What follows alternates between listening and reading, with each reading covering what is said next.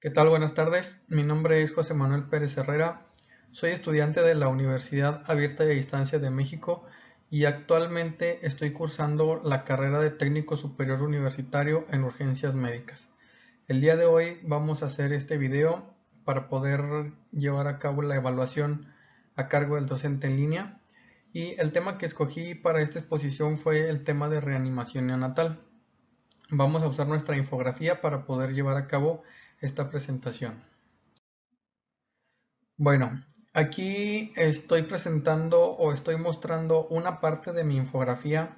La tuve que dividir en varias partes para que al momento de hacerla un poquito más grande, pues se pudiera ver de forma más clara el texto, ya que si la ponía completa, pues iba a ser la letra muy pequeña y no se iba a alcanzar a distinguir muy bien.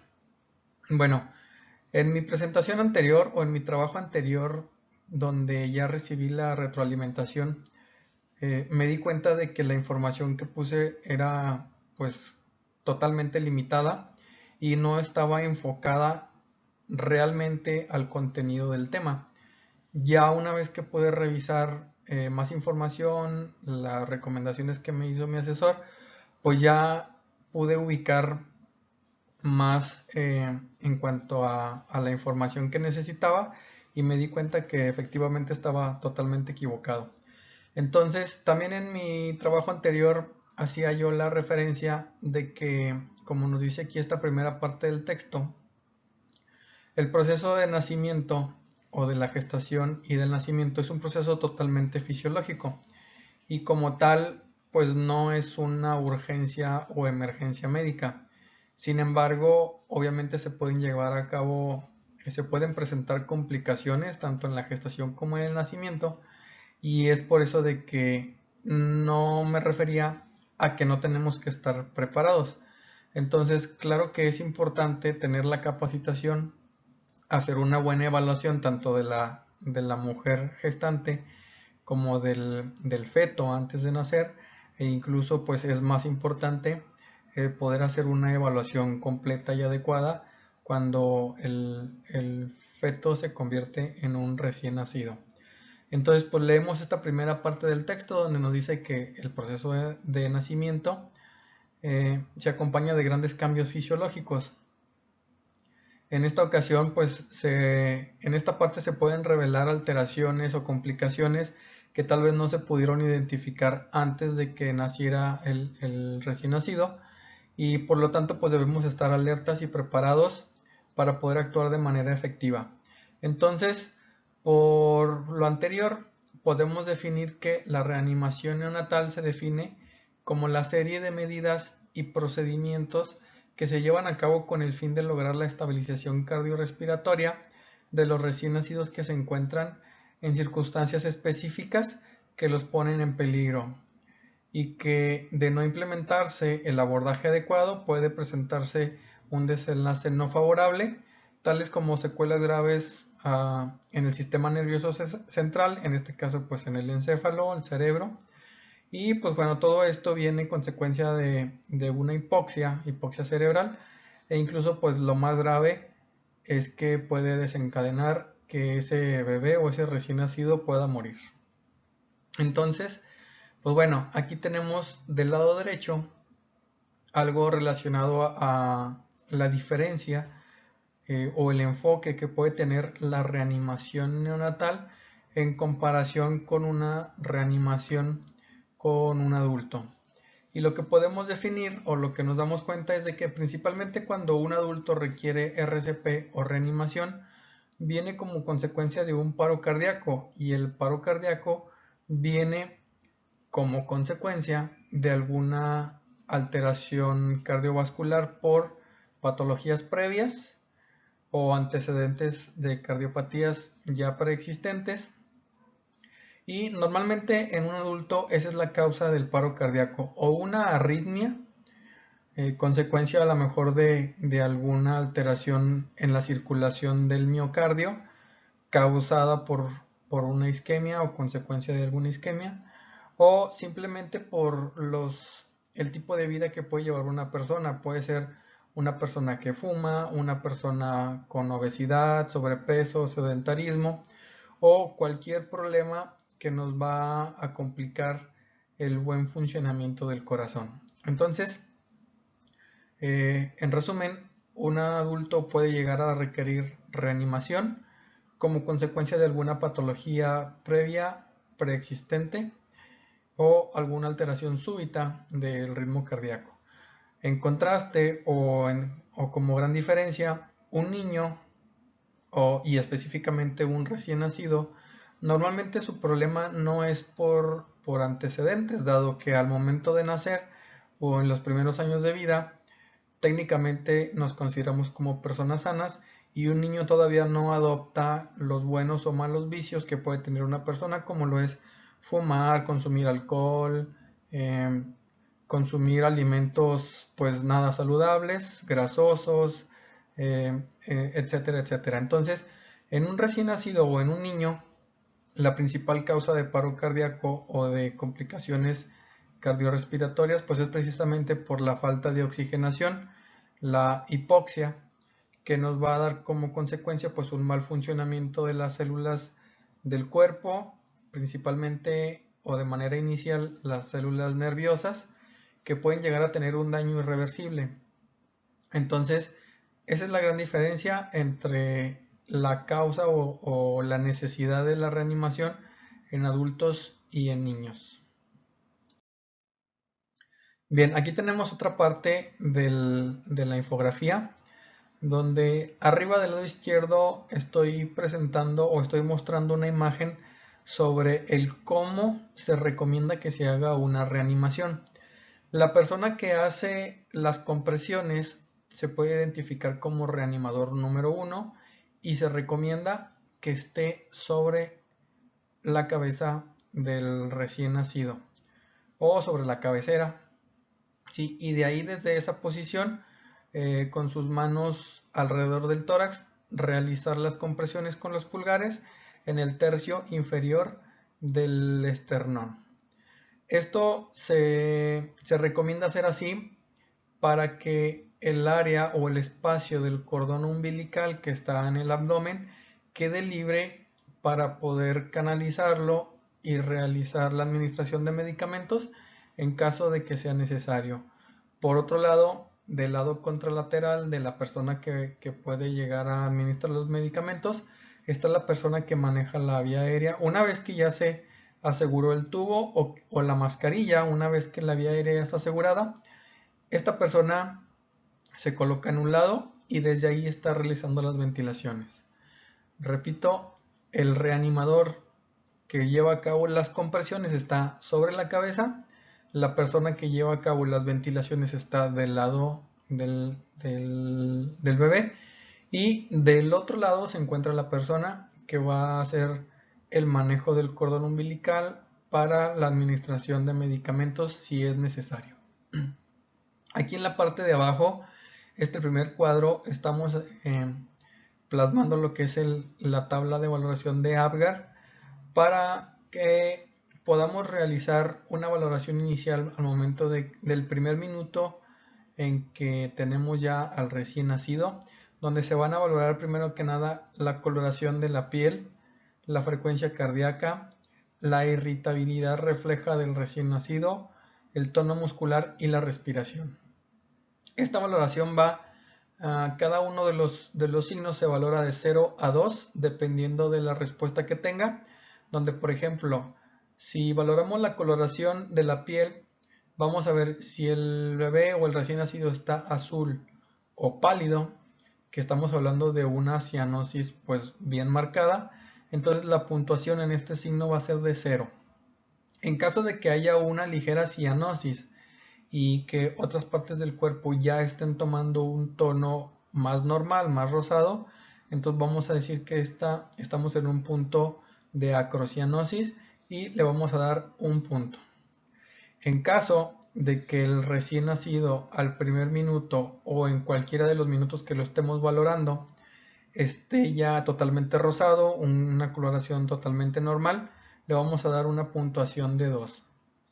Normalmente un recién nacido en los primeros minutos pues no lo podemos ver totalmente rosado o es un poquito difícil, no porque se esté presentando la cianosis, normalmente es porque apenas se empieza a dar el esfuerzo respiratorio y es ahí donde ya se empieza a ver pues un poquito la coloración de la piel.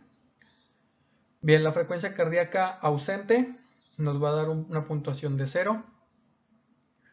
Una frecuencia cardíaca menor a 100 nos va a dar una puntuación de 1.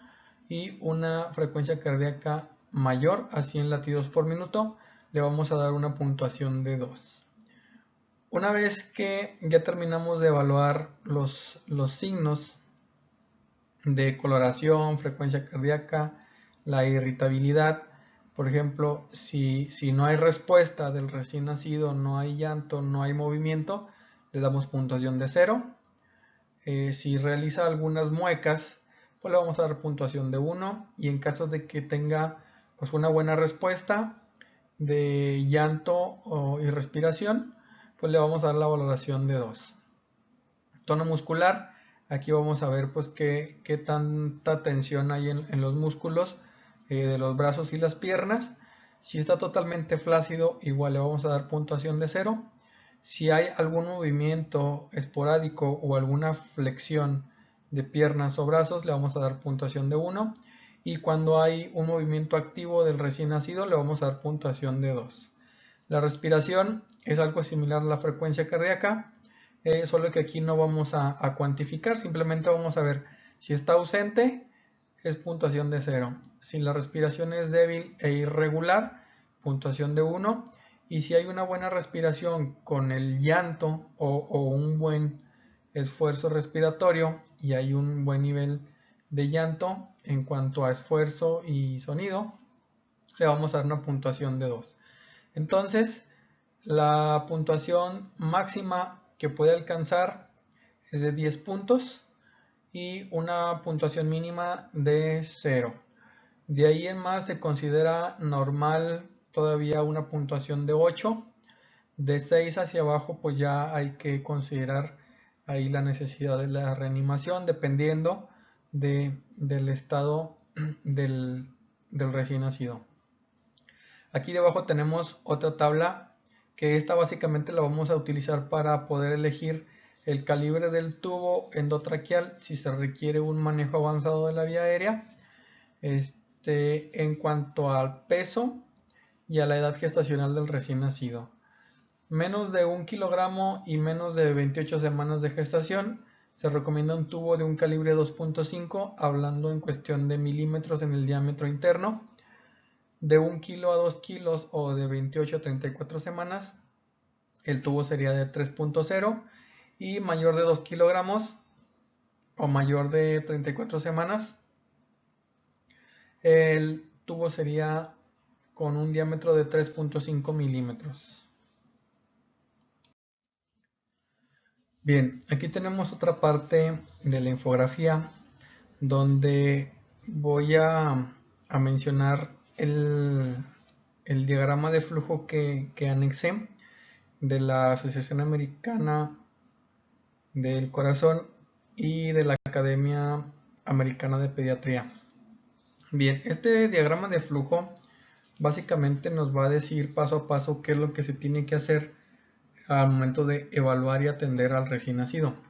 Primero que nada nos dice de que debe de haber pues un asesoramiento prenatal.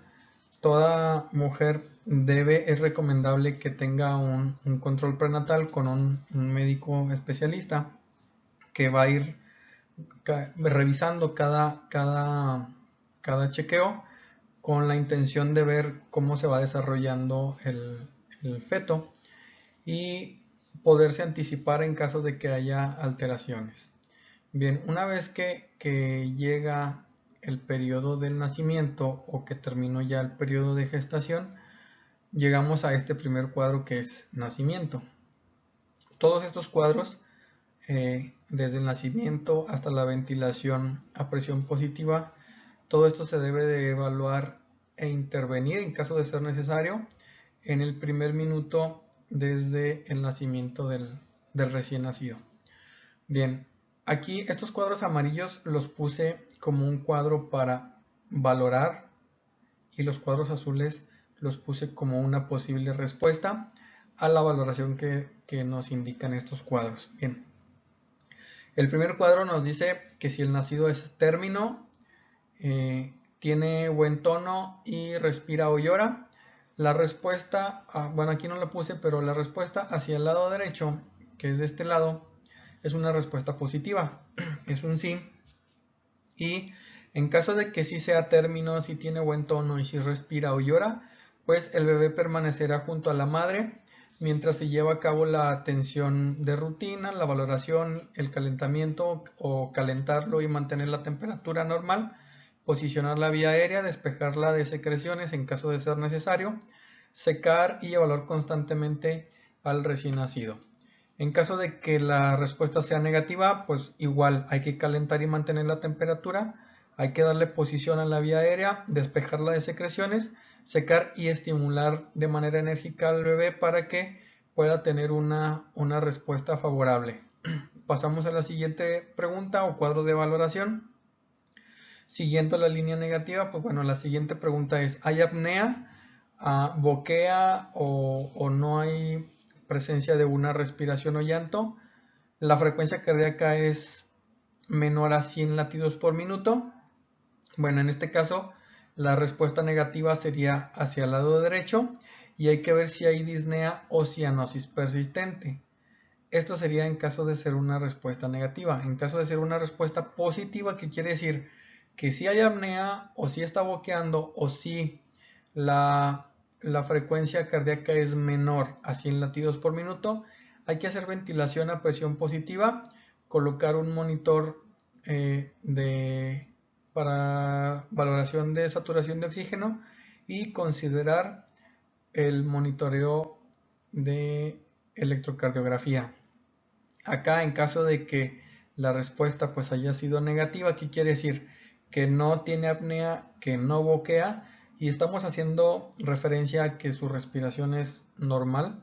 Entonces hay que checar si hay disnea o cianosis persistente y en caso de que sí, pues bueno, aquí hay que colocar en posición y despejar la vía aérea, monitorear la saturación de oxígeno y ahorita vamos a ver en la siguiente diapositiva lo que es lo que viene aquí más abajo que no se alcanza a ver. Entonces vuelvo al cuadro de este lado donde la respuesta fue positiva. Repito, hay que realizar ventilación a presión positiva, monitoreo de saturación de oxígeno y considerar un monitor de electrocardiografía. Todo esto lo debemos de evaluar en el primer minuto desde que nace el bebé.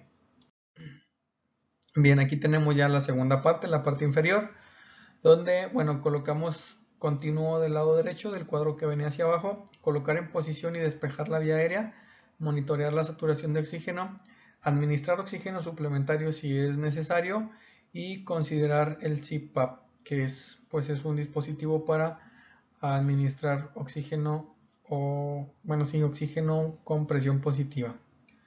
Atención posterior a la reanimación, pues todo lo que es después de la reanimación también hay un proceso que debemos enfocar a el manejo post reanimación y lo que es el análisis de la reanimación en equipo, lo que es pues la valoración de si se hizo bien, qué se puede mejorar, qué se puede hacer de mejor manera, con la intención de que en las siguientes intervenciones, si se llega a requerir, pues poder mejorar la habilidad como equipo. Retomamos los cuadros centrales. Después de la evaluación del primer minuto viene otro cuadro de pregunta que es: ¿la frecuencia cardíaca es menor a 100 latidos por minuto? En caso de que sí, pues hay que verificar el movimiento del pecho, pasos correctivos de la ventilación si es necesario, tubo endotraqueal o mascarilla laringea si es necesario. La frecuencia cardíaca es menor a 60. En caso de que la respuesta sea positiva o afirmativa, hay que intubar si aún no se ha intubado. Compresiones torácicas, coordinación de las compresiones con la ventilación positiva, administrar de oxígeno suplementario y el monitoreo cardíaco es fundamental. Si la frecuencia cardíaca sigue siendo menor a 60 latidos por minuto, hay que considerar la administración de adrenalina IV. Si la frecuencia cardíaca continúa baja, considerar hipovolemia o considerar un neumotórax. Bien, y ya como la parte más baja o casi final de la infografía, aquí tenemos un cuadro donde pues se hace referencia a al procedimiento o a los pasos que se siguen previo, antes de identificar que se requiere una valoración, o básicamente cuando se lleva a cabo un proceso normal del nacimiento sin complicaciones. Aquí básicamente nos dice que debemos de realizar el control de temperatura.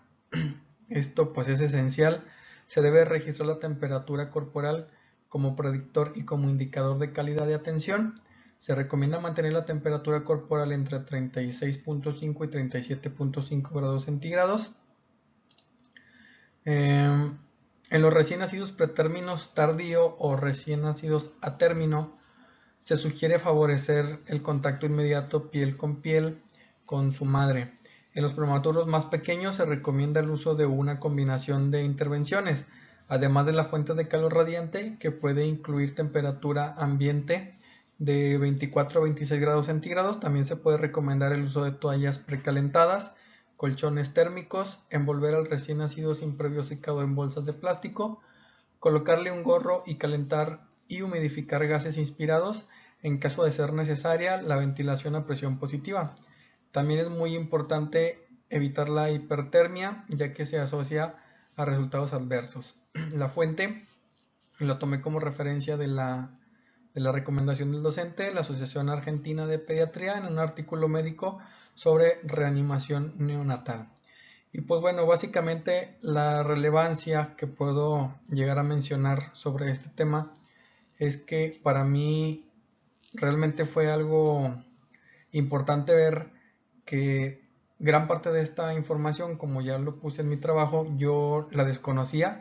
Estaba totalmente equivocado en cuanto a la idea que tenía de lo que englobaba el tema de reanimación neonatal. Y creo que posiblemente no vaya a ser el único que pueda estar equivocado en cuanto a este tema, o que pueda tener toda esa limitación de información. Y creo que lo más relevante es eso, el darnos cuenta que nos falta mucho en cuestión de capacitación, que hay muchísimos temas muy diversos y muy amplios y tenemos que esforzarnos por aprender aún más. La conclusión, creo que aprendí bastante de este tema, aunque sé que todavía me falta mucho. Y pues bueno, creo que ahora estoy más preparado y mejor capacitado para poder atender de forma eficiente y efectiva a un recién nacido. Aquí debajo dejo mis datos de la universidad, de estudiante y mi nombre. Y pues muchas gracias.